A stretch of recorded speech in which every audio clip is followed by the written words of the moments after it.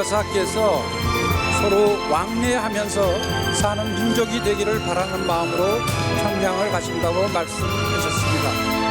이희호 여사와 일행이 평양에 도착했습니다.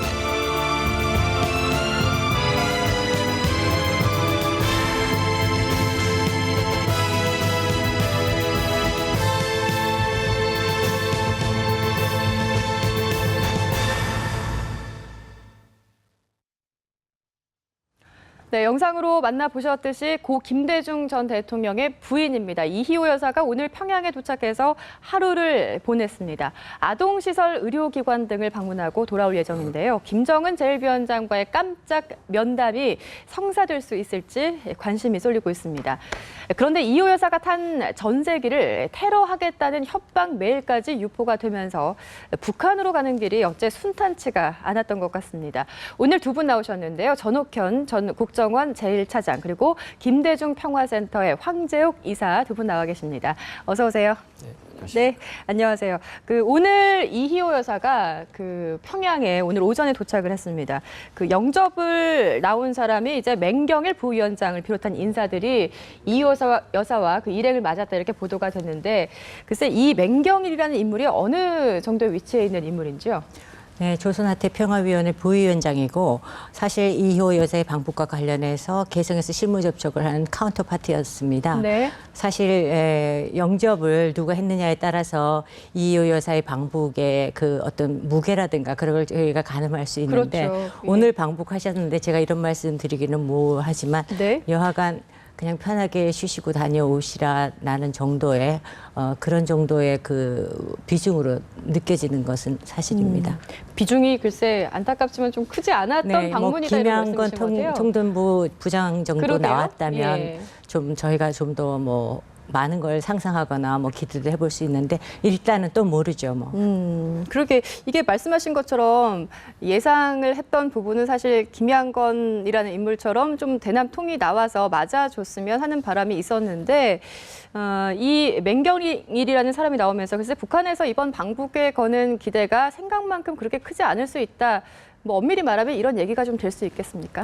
네, 그렇습니다. 왜냐하면은 지금 현재 김정은이가 우리 이희호 여사를 이제 초청한 의도는 여러 가지가 있겠습니다만은 기본적으로는 이희호 여사님이 물론 김대중 대통령하고는 차이가 있죠, 당연히. 그러나 이희호 여사님의 상징은 바로 뭐냐? 6.15 선언입니다. 6.15 선언을 불과 며칠 전 노동신문에서 띄웠어요. 그 얘기는 벌써 뭐냐? 이희호 여사의 방북을 계기로 해서 남한 내에서의 어떤 6.15 선언에 대한 어떤 지리 분위기. 이 얘기는 결국 뭐냐. 현 박근혜 정부의 대북 정책이 잘못됐다. 그러니 대북 정책을 바꿔라. 남북 교류를 촉진시키는 이런 정책. 쉽게 얘기해서 5.24 제조치 해제하는 분위기로 몰고 가려고 하는데. 일종의 남남 갈등 말씀하시는 그렇죠. 건가요? 바로 남남 갈등을 일으키는 것이 북한 당국의 기본적인 출발 선상이거든요. 그런데 이희호 여사가 방북한다고 지금 얼마 전부터 나와도 그런 분위기가 전혀 없습니다. 그러니까 북한 당국에서는 이거 아닌데 왜 이러지? 실망한 거예요. 그렇기 때문에 우리 많은 사람들이 예상한 대로 최소한의 김양건이가 왜냐하면 북한 당국은 최고의 극진한 대우를 하겠다고 이미 공공연하게 발표를 했어요. 그러면 김양건이가 나와서 정중하게 모셔야 되는데 남한내 분위기니까 자기네가 생각한 남남 갈등이 전혀 없다. 이렇게 되니까 이제 실망한 게 아니냐. 그러면 제가 보기에 왜 남남 갈등이 별로 안 일어나느냐. 이거는 우리 이희호 여사 측에서도 이번 방북과 관련해가지고 작년 말부터 추진해온 과정에서 여러 가지 시기가 계속 뒤로 밀어놨지 않습니까? 그렇죠. 이러면서 굉장히 로키로 이번 방북을 추진했다. 이런 것도 많이 영향을 줬고 다음으로는 북한이 금년 연초서부터 우리 대한민국 국민들에 주는 실망이 이만저만이 아니다. 그래서 우리 국민들도 보수냐 진보냐를 따지지 않고 김정은이의 대남 노선에 대한 실망이 커지고 있기 때문에 남남 갈등이 북한이 생각보다 안 나온다. 그러니까 맹경일 정도로 보내서 그냥 최소한의 예우로 그치는 거 아니냐. 저는 이런 생각이 듭니다. 저는 사실은 이제 우리 차장님께서 남남 갈등을 언급을 자주 하시는데 처음에 이 이희호 여사의 방북의 시작이 인도적 지원의 물품을 지원하고 싶다. 그러니까 작년 말 박근혜 대통령을 만났을 때 자기가 인도적 활동을 하고 있는데 북측에도 좀 전달을 하고 싶다 그러니까 대통령께서 그러면 편안하실 때 다녀오시라고 했거든요. 사실은 남남 갈등이나 뭐 그런 거를 유발하는 게 아니라 처음부터 시작은 뭐 털, 목도리, 장갑, 뭐 의료와 의약품들을 그 북한에 지원하는 거기에서 시작이 됐던 것입니다. 그런데 이제 그 과정에서 진짜 이호 여사가 상징적인 인물이니까 어떤 돌파구가 너무 경색이 되어 있는 현재의 남북 관계에서 그렇죠. 예. 돌파구가 되지 않을까라는 이제 기대감들을 갖고 있는 거죠.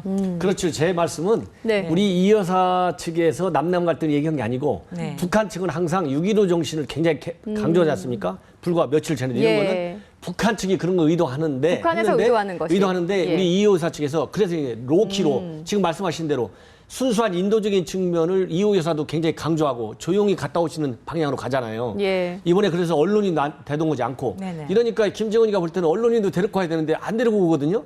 김대중 평화센터 측 이런 분들만 가고 그러니까 김정은이가 생각하는 걸로 안 되는 거예요. 예. 그래서 이 여사님께서 그렇게 로키로 한 거는 굉장히 잘하신 거다.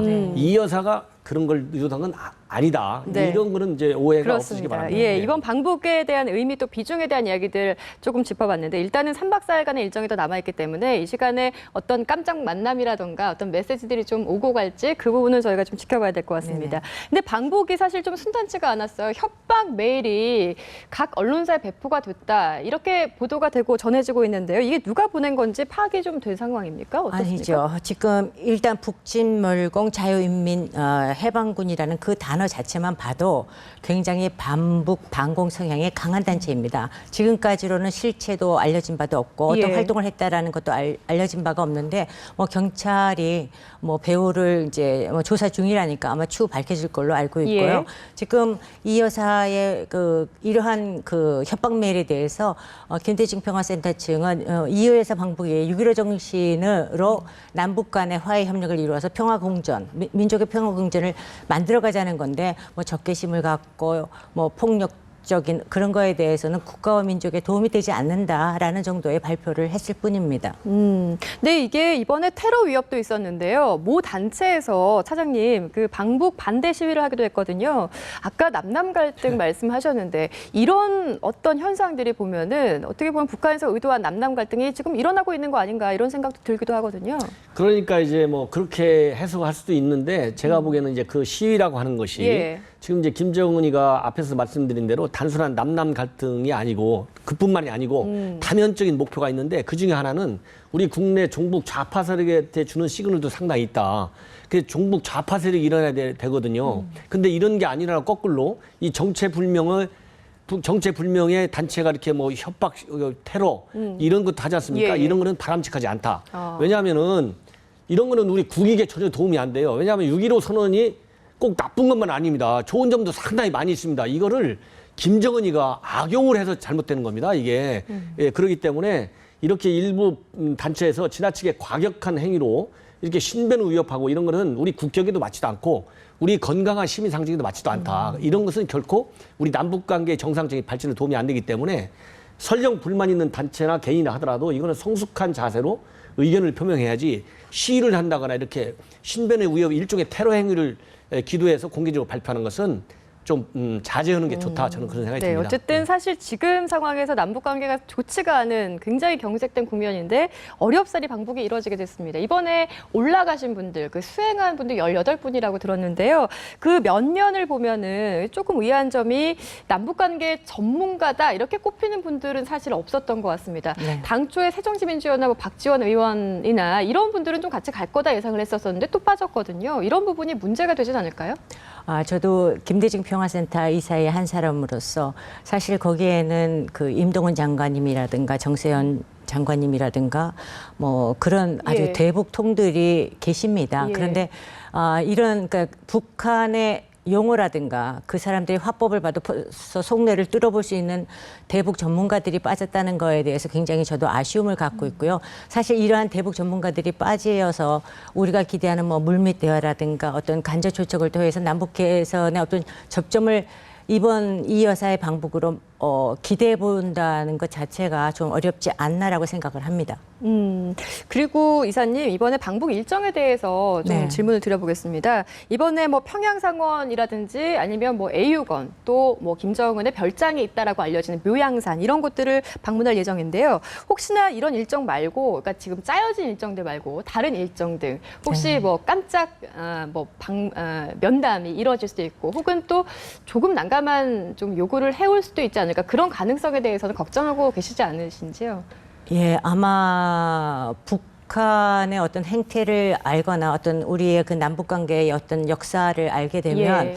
이번에 그 밝혀진 오늘 아마 도착하자마자 평양 사원로는 아마 방문을 하셨을 겁니다. 네, 네. 내일 애육원하고 이제 아동병원, 그 다음 날 묘양산으로 이제 이동하는 스케줄 일정이 잡혀 있는데, 사실 이 외에 숨겨진 일정 2가지가 있다라고 저는 보고 있거든요. 하나는 김정일 제1위원장과의 돌발적인 만남. 김정은 위원장과의 김정은 네, 네. 제1위원장. 돌발 만남이 있을 수 있다. 네, 저는 사실은 그 가능성이 좀 어느 정도 높다라고는 생각을 해요. 뭐 인사 예방 차원에서 우리가 무겁게 뭐 메시지를 전달하고 메시지를 준다라는 것보다도 일단 93세의 그 이 노령의 고령의 그 이효 여사를 초청한 당사자가 김정은 제1위원장인데 31세의 김정은 제1위원장이 어떤 어른에 대한 예우 차원에서 인사 예방 정도는 할 것이다. 그런데 이제 거기에서 우리 정부에서 어떤 메시지도 이 여사 인편에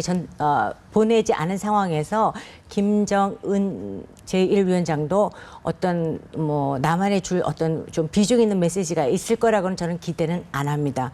그다음에 가장 좀 우려하는 점이 예. 금수산 태양궁전의 그 조문을 혹시나 북측이 이 여사한테 밀어붙일까 봐 사실은 그게 걱정이에요. 왜냐하면 예. 이것이 2000년 김대중 대통령의 정상회담에서부터 2000년, 2006년, 그다음에 지금 이제 2015년 분명히 북한이 아마 그럴 가능성도 배제할 수가 없거든요. 그때 정상회담 때도 북측에서 그랬대요. 뭐냐면은 조문을 한 다음에 회담을 하자. 그래서 그 당시 임동완 국정원장님하고 카운터파트 했던 김영순 비서하고 당일까지 밀고 당기를 하면서 절대로 안 된다 해서 조문을 안 했습니다. 원래 일정에 없었던 건데 깜짝 없었는데 변수가 생긴 거군요. 없었는데 북측에서 그렇게 제안을 한 거예요. 그 이제 김일성의 시신이 안치된. 예. 그런데 이제 그때 김정일 위원장이 그랬대요. 그럼 다음번에 하시면 되지요 하는 말이 있고 나서 정상회담이 개최됐다고 합니다. 그다음에 2006년에 민간인 차원이었을 때 김대중 대통령께서 방북을 하려고 했는데 그때 실무 협의를 담당했던 전세영 장관님의 말씀을 들으면 그때도 예고가 없는 조문을 해야 된다라는 조항이 있었다 그러더라고요. 그래서 뭐 표면상으로는 육로로 가느냐, 뭐 비행기를 공로로 가느냐, 뭐 또 뭐 그 당시 정세가 안 좋아서 결렬이 됐다라고 하지만 사실상 실질적인 이유는 조문이 포함되어 있어서 그 2006년도에 방북도 무산이 됐다고 합니다. 그래서 지금 만약에 북한에서 시간이 9년이라는 시간이 지났는데도 미련을 갖고 이 여사의 방북 그 조문을 밀어붙인다면 이 여사의 방북 이후에 우리 차장님께서 말씀하신 남남 갈등의 심화, 예. 그다음에 박근혜 대통령의 입지도 오히려 좋아질 수가 있어서 북한이 이와 같은 어리석은 욕심을 내지 않고 소탄대실하는 일이 없었으면 하는 게 제가 바라는 바입니다. 예, 일정의 조문이 깜짝 이제 변수로 등장할까 봐 그게 참 난감하기도 합니다, 사실. 그렇습니다. 왜냐하면 북한이라는 저 대남 행태의 특징을 보면 어느 누구도 사실 정상적인 예측이 불가능합니다. 예. 지멋대로 하니까 모든 거를. 그러니까 지금 우리 황 이사님이 굉장히 아주 잘 분석을 해주셨는데, 김정은이라는 사람이 현재 북한의 최고 지도자 아니겠습니까? 그렇죠. 북한이라는 나라의 국가 정상이에요. 그럼 국가 정상은 개인적으로 갖춰야 할 예양과 도덕이 있지만은 국가 최고 지도자로서 외국의 원수 또는 전직 영부인이지 않습니까? 그렇죠. 여기 예. 이분에 대해서 지켜야 할 예의가 있어요. 더군다나 본인이 얼마나 진지하게 꼭 오셔라. 편하실 때 오셔서 편하셨게 가셔라. 누누이 얘기했잖아요. 그러니까 먼저 이번에 초청을 한 거기 때문에 그리고 더군다나 초청하고 또 만나야지 친서도 되지 않을까. 보내왔지 않습니까? 예. 그러면 남북관계 개선이 됐던 이호 여사에 대한 개인적 존중심이 됐던 국가 최고 지도자는 상징성과 지위에 맞는 국가적 차원의 예양과 개인적 차원의 예양이 반드시 필요하다. 만나는 게 당연합니다. 그러나 제가 보기에는 대단히 미안한 얘기지만은 과연 김정은이가 그런 리더십과 그런 인간적 지도자로서의 자질을 갖췄느냐? 거의 안 거쳤다고 봅니다. 첫째, 기본적으로 안 갖췄고, 두 번째, 전반적인 남북관계 현황과 김정은이 통치련 이 행태를 볼 때 거의 만날 가능성이 굉장히 희박하다고 봐요. 만나면 정말 이건 깜짝 예방과 접전이다. 왜냐? 첫째, 우리 정부가 메시지를 주지 않았습니다. 예. 물론 홍영표 장관이 예양을 갖춰서 방문을 해서 설명을 해준 거, 이건 잘하신 겁니다. 그럼에도 불구하고 북한 입장에서는 메시지가 없는 걸로 알고, 우리 정부도 또 부인했지 않습니까? 네네. 또 메시지 줘서도 안 돼요. 현재 남북관계로 볼 때. 메시지가 없어서 별로 들을 얘기가 없어요. 김정은 입장에서는. 두 번째, 거기에 상징적인 6.15 선언에 상징적인 실무를 했던, 아니면 정치인이든 뭐 누구 장관이든 들어가야 되는데 한 명도 안 들어갔어요. 그리고 특히 정세현 장관 같은 경우에는 이제 정치인이 아니고 실무적으로 정책을 추진한 분이거든요. 근데 이분마저도 안 왔어요. 이거 그러니까 남남 갈등이 됐든 6.25 선언이 됐든 이거 김정은이가 생각하는 게 하나도 없습니다. 그리고 마지막 중요한 것은 김정은이는 현재의 남북관계에서 대화를 통해서 뭘 얻기보다는 약 대결을 가지고 얻으려고 그래요. 남북관계 이니시부터 치려고 합니다. 그렇기 때문에 본인이 접전해서 뭔가 얻을 실익이 별로 없다고 판단한다. 그래서 제가 보기에는 만날 가능성은 굉장히 희박하고, 만나면 김정은이가 정신 좀 지도자로서 차렸다. 저는 그렇게 생각을 합니다. 그러니까 김정은 위원장 입장에서는 굳이 이희호 여사가 평양에 왔지만 굳이 만날 필요는 없다, 이런 말씀이신 거죠? 김정은이가 제대로 된 지도자의 모습, 그다음에 남북관계를 정말 대화를 통해서 해결하겠다. 6.25 선언의 진정한 의미를 살려서 대북 정책의 전환을 유도하는 뭐 남남 갈등을 일으키든 뭔가 정말 현 정세 국면을 풀겠다 의지가 있으면 네. 이희호 여사의 순수 지금 남북관계 가장 기본적인 게 우리 정부도 인도주의 측면에서 이산가족이다 하자는 거 아니겠습니까? DJ 정부도 이산가족에 얼마나 역정을 줬습니까? 저도 그 당시 대북 전략을 다뤘던 사람인데 예. DJ 정부의 그 정책을 저도 잘합니다. 그런 걸 사그리 무시하고 나오거든요. 그렇기 때문에 김정은이가 과연 그렇게 순수한 6.15 선언의 순수한 정신을 받들어서 이희호 여사를 만나겠느냐. 이희호 여사가 가지고 있는 인도주의 정신 하나만 살리려고 해도 만나야 된다. 저는 그렇게 봅니다. 네, 글쎄 면담에 대해서는 어떤 생각을 가지고 있는지 저희도 좀 지켜봐야 될 것 같습니다. 우리 정부 입장이 일단 정부 차원의 메시지 전달은 하지 않겠다, 이런 입장인데, 어떻게 보면 일각에서는 이런 이야기도 나오고 있습니다. 남북관계 굉장히 경색이 돼 있는 상황이고, 심지어 이제 대화 통로도 잘 하기가 힘들다. 그런 또 물꼬가 될 수 있는 계기가 잘 없다, 이런 말씀이 많이 나오고 있습니다. 근데 개인적인 방북이라고 하지만 뭐 친서까지는 아니겠지만 개인 자격의 방문이긴 하지만은 안보 인사 정도라도 좀 전달할 수 있었으면은 뭔가 화해 제스처가 이루어지지 않겠나, 이런 분석도 있는데 거기에 대해서는 어떻게 생각하시는지요? 일단 정부에서는 개인적인 자격으로 다녀오는 거고 메시지도 없다라고 공표를 했습니다. 네. 솔직히 이번 방북에 드는 비용도 정부에서 아마 하나도 지원을 받지 않은 걸로 알고 있습니다. 그래서 정부 측에서도 분명히 당국의 입장을 표명을 했고, 또 김대중 평화센터에서도 어떤 뭐 그런 메시지 같은 거 기대하지 않고 개인적인 차원에서 인도주의적인 지원을 하겠다라는 차원의 아마 그런 방법이지 않나 싶습니다. 네, 이게 3박 4일간의 일정이니까요. 오늘 8일에 귀국할 예정이거든요.